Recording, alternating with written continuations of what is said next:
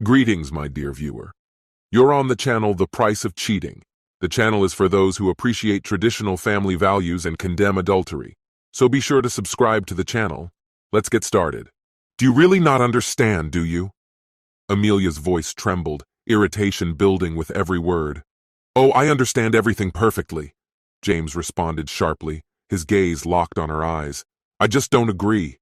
If you truly loved me, James, you would support me in this, she insisted. This is just physical. It won't affect our marriage. In fact, it might even improve it. His voice was firm. And yet, you're only telling me this now, Amelia. Does this seem like an improvement to you? His disbelief hung in the air. You're my husband. I want to spend the rest of my life with you. Why can't you just support me? Her voice wavered. It's not about being supportive. It's about the fact that I'm no longer your only husband, he replied coldly. This is absurd, she protested, shaking her head. Not at all. Now you have two husbands. The first is me, the one you chose, the one you built a life with and raised our children. And now you want to offer me the leftovers of your time. The second is the one who gets your passion, the version of you I once knew. He's the one you'll go to when things between us go wrong. The real problem, Amelia, is that I don't agree with this supposedly perfect arrangement. I don't recall including your lover in our vows. His words cut deeper than his tone let on. You're exaggerating. You are my only husband. Oscar, he's just a distraction, something you can't give me, she countered. And I refuse to be the backup option. That's not up for discussion. James, you're oversimplifying the situation. You'd be surprised how many of our friends have lovers, and their marriages thrive. Her voice softened, hoping for understanding. Oh, you mean Madison? The one who's already on her third marriage? Seriously, Amelia? You're taking advice from a woman who behaves like, well, to justify your behavior? What did you expect from her? Insults won't change anything, she shot back. I've already made up my mind. For 25 years, I've rejected the advances of other men. I stayed faithful, content with a husband who was my equal in everything. Money, raising children, intimacy. But now, with the children nearly grown, I deserve more for myself. An innocent affair is the least of what I'm owed. And don't even dare to threaten me with divorce. You'll lose everything, the business, and I'll take the kids. Well, Amelia, James began thoughtfully after a pause, maybe your lover isn't so bad after all. I'll allow this, on one condition. Her eyes widened in surprise. What condition? I'll consider any reasonable option. It's simple. Since you're going to do this anyway, just record it. Send me the video. Are you insane?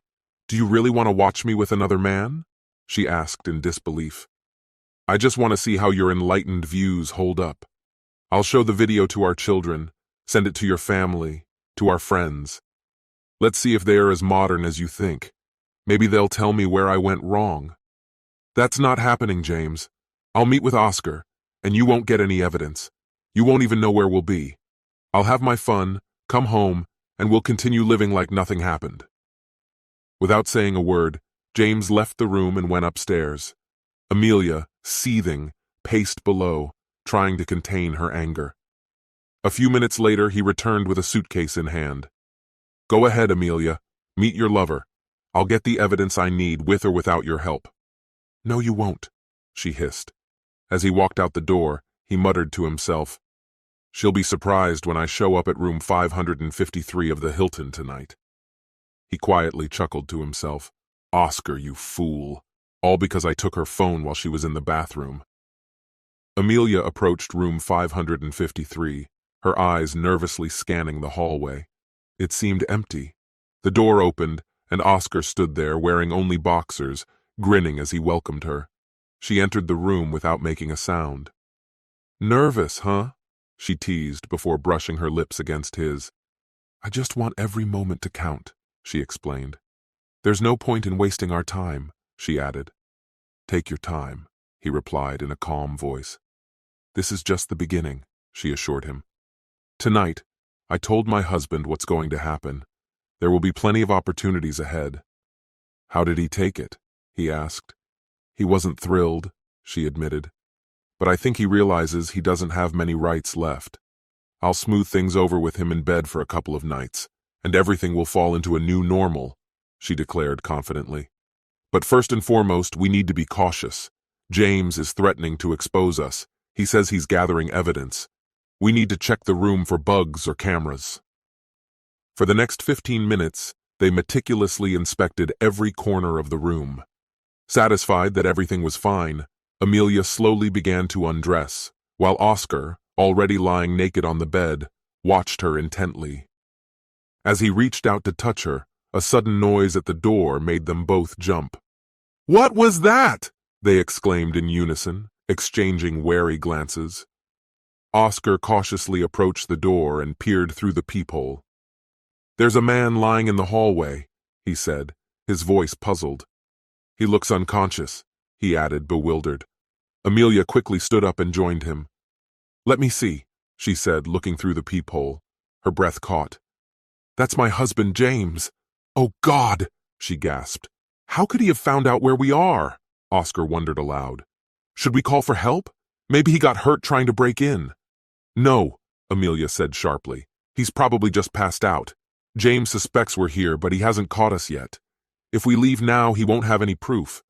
Maybe this will teach him not to follow us." "You're just going to leave him here?" Oscar asked in disbelief. "Yes," she answered firmly.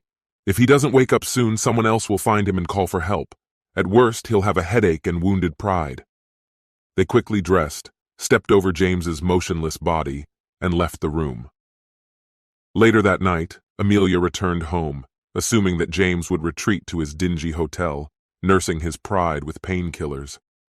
Her thoughts drifted back to her time with Oscar, and she relished the memories, hoping her dreams would only be filled with images of their next encounter, uninterrupted. Around 3:10 a.m., repeated ringing at the door, followed by a loud knock, woke her up. Throwing on a robe, she rushed to the door. Through the peephole, she saw an elderly sheriff standing on the porch, his uniform straining against his large belly. She cracked the door open slightly and asked, "How can I help you?" "Is this Amelia Davis?" the officer asked. "Yes, I'm Amelia," she replied cautiously. "What's happened?" "Your husband, James Davis?" he confirmed, his expression serious. "Yes, that's my husband. What's happened to him?" she asked, her pulse quickening. "I'm very sorry, ma'am," he began carefully. "Your husband has passed away." "What? Dead? That can't be!" she exclaimed, her voice trembling, her eyes filling with tears. "How did it happen?" Her voice broke as she started to cry. "God, how I hate delivering this kind of news," the sheriff muttered under his breath. "I'm too old for this. Only a few months until retirement, and I still have to deal with this." He sighed heavily before continuing. "I'm very sorry for your loss, ma'am, but I need to ask you a few questions. Your husband was found dead shortly before midnight in the hallway across from room 553 at the Hilton Hotel. I'm afraid it will be some time before you're allowed to see the body. The autopsy is being conducted right now." "Autopsy?" "Yes. When there's suspicion of a crime, the law requires it." "A crime?" "Exactly. People don't usually end up in a pool of their own blood for no reason." "Blood? But I didn't see any blood." At that moment, Amelia realized her mistake. "That comment suggests you knew about the attack on your husband despite claiming you had no involvement. We had nothing to do with it. He just slammed into the door and fell." "And by we, you mean yourself and Oscar Garcia?" "Yes. We were in room 553 having a meeting when James tried to break in. He misunderstood the situation, thinking something inappropriate was happening. I'm not here to judge your personal life. It doesn't matter what kind of meeting you were having with Mr. Garcia. Mr. Garcia, who booked room 553, has already been questioned. He admitted that your meeting was of an intimate nature and said that you led him to believe your husband was aware of it and accepted it. Obviously, he was mistaken. Are you planning to arrest me? Not at this moment. I could detain you for leaving your husband in the hallway to die, but I truly believe you thought he simply lost consciousness. There was no visible blood, and you assumed it was just a severe headache. Let's move on. Though charges may be filed for failing to report someone in distress, for now, you're free to go. However, You and Mr. Garcia remain persons of interest in the ongoing investigation of Mr. Davis's death. Don't leave town. I'm sure we'll need to question you again once the autopsy report comes in. You should consider hiring a lawyer in case this escalates into something more serious." That night, Amelia couldn't sleep. She kept trying to reach Oscar, but each time her calls went to voicemail. By Saturday morning, she had stopped trying. She brewed a pot of coffee, then realized she had made too much, an old habit from when she used to make coffee for both herself and James. At that moment, it hit her. A sharp wave of loneliness, the emptiness left by her husband's absence. The realization that she would now have to run the household alone, raise the children by herself, crushed her. In addition to organizing the funeral, she would have to manage the finances, deal with the insurance, and face the numerous legal issues that were bound to come up. How would she cope as a single mother? And what if she and Oscar were accused of murder? Even though they hadn't killed him, innocent people were often convicted. By leaving him there without help, hadn't they signed their own sentence? These thoughts brought another wave of tears. She glanced at the clock. It was almost 10 a.m. There were still 3 hours before the children would return from their weekend with their aunt. James's sister, Jessica, who had 2 children around the same age as hers, was like a second mother to them. The cousins bickered constantly, but never wanted to be apart. Amelia couldn't stop thinking, how would she break the news to them? The bitter truth would shatter their hearts and might even make them hate her. How could she look Jessica in the eye? And what about James's parents? Her own parents? What would they all say when they found out she had left him there, helpless? Why had she destroyed her marriage for such an empty affair? It was noon, and the children still hadn't returned. She suspected that James's parents had been notified and had told Jessica the news. She could only hope they didn't know about her involvement. Maybe Jessica had already spoken with the children. Why didn't they contact her? How could her own children remain silent at such a heart-wrenching moment? Did they find out the truth about her affair with Oscar, or the fact that they had left him to die that night?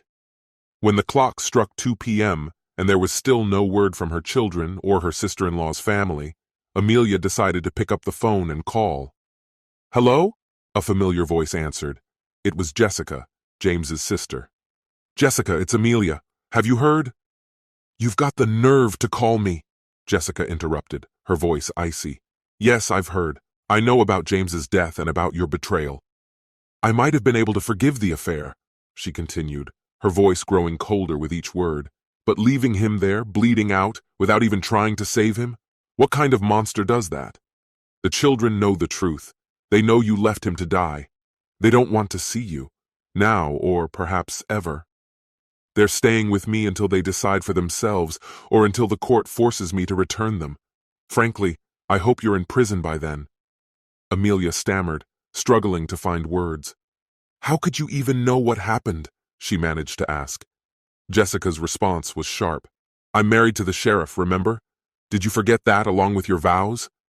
Before Amelia could respond, the call was cut off. She tried calling Oscar, dialing his number over and over, but every attempt was futile. She was utterly and completely alone. Despair took hold of her, and dark thoughts began to flood her mind. She turned to vodka, hoping to find solace in the bottle. The weekend passed in a haze of alcohol and loneliness. She barely ate, only leaving the house to get another bottle. By Monday morning, she was too ashamed and in too much pain to face reality. She called in sick to work.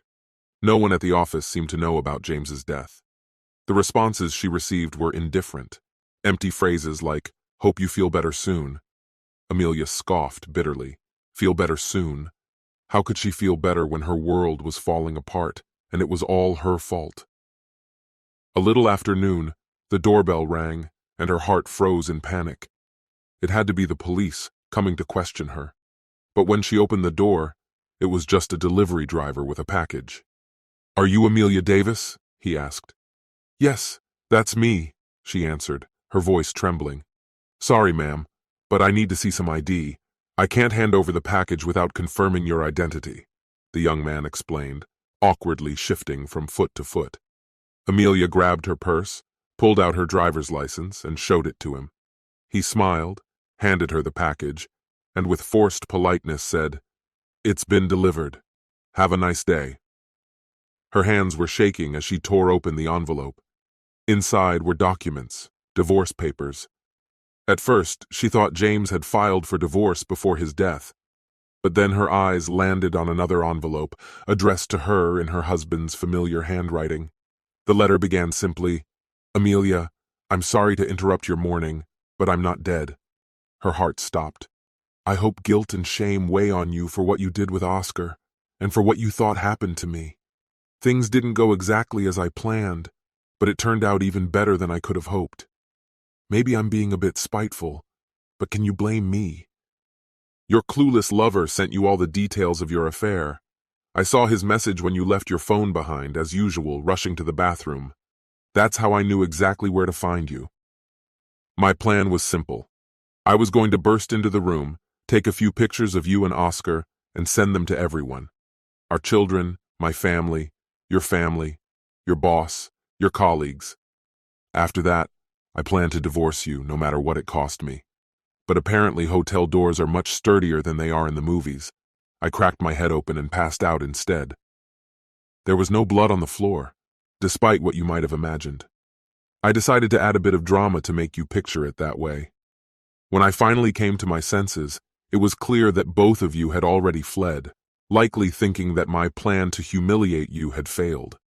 I'm not sure if it was the blow to my head or a flash of brilliance, but a brilliant plan started to form in my mind. I immediately called my brother-in-law, the sheriff, and pitched him an idea. Although he couldn't officially involve his team, he did me a favor by connecting me with a retired officer. For a reasonable fee, this guy learned the script I gave him, put on his old uniform, and went straight to you. While he distracted you, I headed to Oscar's place, taking my trusty gun with me. After a brief conversation, I convinced him to have a chat with you. A little pressure, and he spilled everything, your affair, the plans you were making together. And lucky me, I recorded the whole confession. By the way, don't expect to hear from Oscar anytime soon. He won't contact you until the divorce is finalized, if he even has the courage to do so at all. By then, let's just say his injuries should be healed. My sister was completely on my side regarding revenge, and she played her part like a true professional. She made up a story for the kids, claiming they needed to go on a short vacation so they wouldn't hear all this drama. Don't worry, none of them know about my supposed death or your villainous role. But make no mistake, if you don't tell them the truth about why we're divorcing, I will, and I'll make sure they know the whole story. I haven't decided yet whether to show them the recording, but that option is still on the table if they start asking questions. Yes, Amelia, we're getting divorced. No, you won't walk away with the whole package. Oscar's confession is more than enough to make people question your actions and your so-called modern views. So if you're not interested in having Oscar's account of your affair become public knowledge, you'll agree to a fair division of assets. Don't even try to play dumb and deny that you slept with him. The moment you entertained that thought, you'd already crossed the line far enough to justify a divorce. Why didn't I file sooner? Well, I first needed some leverage. After my attempts to hack your phone and get those photos failed, I realized I needed to get creative. So I staged a little scene with you as the star to gain the upper hand. And another reason? Pure revenge. I wanted you to feel at least a fraction of the agony I felt when you ripped my heart out. It seems I exceeded all my expectations.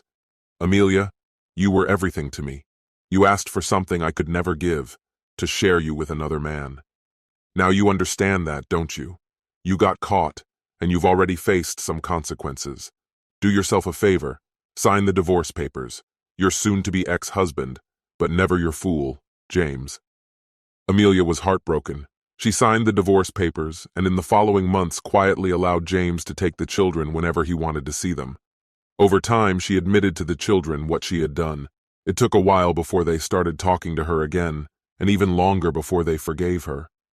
Their father never found a big enough place for them to stay with him for more than a few nights, but they never felt the same connection with their mother after her betrayal. Amelia kept her relationship with James polite whenever their paths crossed, and always invited him to important events like birthdays, Thanksgiving, and Christmas. What could have been happy anniversaries became sad reminders of her mistake. Even when James brought a date to some of these gatherings, Amelia greeted her with politeness, but deep inside, she prayed that none of these women would become a permanent part of his life. As for Amelia herself, she completely stopped dating. Even the thought of flirting with anyone was unbearable to her. On the second night after their divorce, on Christmas Eve, the presents had been unwrapped, and for a fleeting moment, they acted like a real family again, pushing the past aside. The children kissed their father goodnight and went to bed. Before James could leave, Amelia asked him to stay for a cup of coffee. She needed to discuss something. He agreed. They sat together, silently sipping coffee, before Amelia finally found the strength to say what had been weighing on her heart for so long. "I'm so grateful that you found the time to be here today. It means more than words can express, not just for the children, but for me as well. James, despite all the mistakes I made, mistakes that destroyed our family and our marriage, I never stopped loving you. I want you to believe me when I say that none of this was your fault. For all the pain I caused, I am truly sorry. I know these words come too late and they won't change what has already happened, but I needed you to hear them. Amelia, I will never be able to forgive what you did. Your words still echo in my mind when you said you wanted to have an affair. I wish only one thing for you, that you experience what I went through. We'll communicate, but only for the sake of our children." "I understand." Amelia's voice trembled. Her tears flowed as she lowered her head, unable to meet his gaze, overwhelmed with guilt. 2 years later, James remarried a wonderful woman whom he met by chance in a cafe. Amelia's life, on the other hand, fell apart. She was diagnosed with a serious illness, specifically a brain abscess. When the illness was discovered, James took on the responsibility of caring for and raising the children. Whether it was karma or fate, only God knows. This concludes the story. If you like it, then put your powerful like and subscribe to the channel.